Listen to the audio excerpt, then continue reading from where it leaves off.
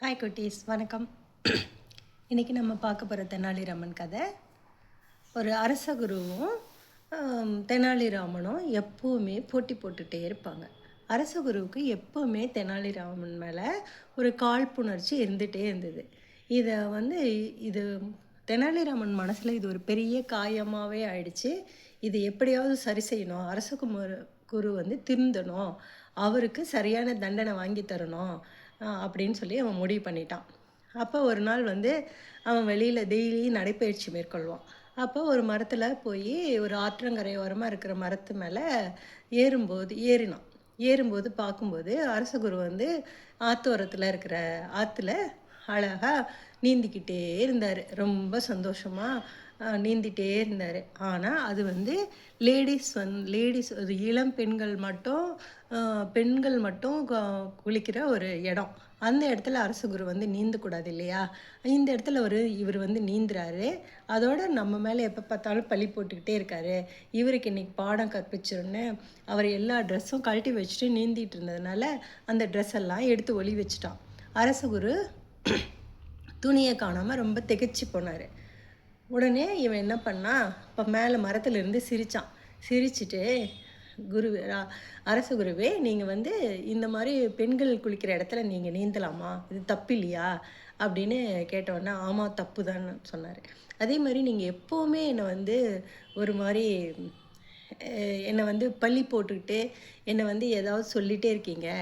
அதுக்கு நீங்கள் தண்டனை அனுபவிக்கணும் இல்லையா? அதனால் துணி தரமாட்டேன், உங்கள் துணியெல்லாம் என்கிட்ட தான் இருக்குது, நான் தரமாட்டேன் அப்படின்னு சொல்லிட்டான். உடனே அவர் தப்பாக நினச்சிக்காத, நான் இது மாதிரி செய்ய மாட்டேன், நான் இனிமேல் உன்னை காழ்ப்புணர்ச்சியோடு உன்னை பழி வாங்க மாட்டேன், நீ எனக்கு என்னோடய துணியெல்லாம் கொடுத்துரு அப்படின்னு சொல்லி ரொம்ப கெஞ்சி கேட்டார். அப்புறம் நீங்கள் இந்த மாதிரி ஒரு பெண்கள் அச்சப்படுற மாதிரி இந்த இடத்துக்குலாம் நீங்கள் இனிமேல் வரக்கூடாது, நீங்கள் நேர்மையாகவும் உண்மையாகவும் இருக்கணும், அப்படின்னா துணி தரேன் அப்படின்னு சொல்லிடுவோம். சரி அப்படின்னு சொல்லிட்டு அவர் மேலே ஏறி வரவ இவர் துணியெல்லாம் நம்ம தெனாலிராமன் கொடுத்தாச்சு. கொடுத்த உடனே ராஜகுருக்கிட்ட நான் சொன்ன கண்டிஷன்லாம் நீங்கள் கேட்டால் தான் நான் உங்களை நான் யார்கிட்ட ராஜா கிட்டே நீங்கள் பண்ணதை சொல்ல மாட்டேன், மக்கள்கிட்டையும் சொல்ல மாட்டேன் அப்படின்னு சொல்லிடுவான். சொன்ன உடனே சரின்னு ராஜகுரு சரின்னு சொல்லிடுவார். உடனே நீங்கள் உங்கள் தோளில் என்னை தூக்கிட்டு போகணும், தோல் மேலே நான் உக்காந்துக்குவேன், நீங்கள் தூக்கிட்டு நடக்கணும், இல்லைன்னா நான் மக்கள் எல்லாத்துக்கிட்டையும் உங்களை பற்றி நான் சொல்லிவிடுவேன் அப்படின்னு சொல்லிட்டான். உடனே அவரும் சரின்னு சொல்லிட்டு இவனை தோல் மேலே தெனாலிராமனை ராஜகுரு தோல் மேலே உட்கார வச்சு வீதியில் நடந்துட்டு அரண்மனை வழியாக போகும்போது கரெக்டாக ராஜா உடற்பயிற்சி செஞ்சிகிட்டு இருந்தார். உடற்பயிற்சி செஞ்சுட்டு குனிஞ்சு பார்க்கும்போது ஒருத்தரோட தோல் மேலே ஒருத்தர் உக்காந்துட்டு வர்றது ரொம்ப பார்த்துட்டாரு. உடனே யாருன்னு அவருக்கு அவ்வளோ தூரத்தில் தெரியல, மேலேருந்து பார்க்கும்போது யாருன்னு அவருக்கு தெரியல. உடனே யாராக இருந்தாலும் சரி, ஒரு மனிதனோட உடம்பு மேலே உடம்பு நோகிற மாதிரி இன்னொருத்தர் உக்காந்து வரக்கூடாது இல்லையா?